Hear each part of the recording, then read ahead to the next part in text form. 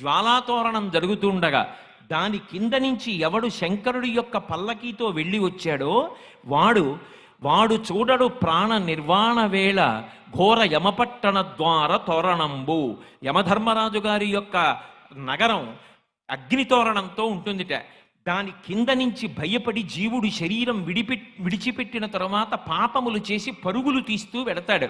అలా వెళ్ళవలసిన అవసరం లేకుండా కార్తీక పౌర్ణమి నాడు ఎవడు శపథం చేసి స్వార్థంతో కేవలం పాపములు చెయ్యకుండా ఇక పైన 10 మంది గురించి ఆలోచించి సమాజం గురించి ఆలోచించి అందరూ నా అన్నదమ్ములు అక్క చెల్లెళ్ళన్న భావనతో త్రికరణ శుద్ధిగా బ్రతుకుతానని కోరుకుంటాడో అటువంటి వాడి పాపములు తొలగతోసి నేను అండగా ఉండి అక్కడ దూరవలసిన జ్వాలాతోరణానికి బదులుగా ఇక్కడ జ్వాలాతోరణం కింద నేను అండగా ఉండి నిన్ను తీసుకొస్తున్నాను. ఇక నీకు ఆ తోరణ దర్శనం లేదని భగవంతుడు అనుగ్రహం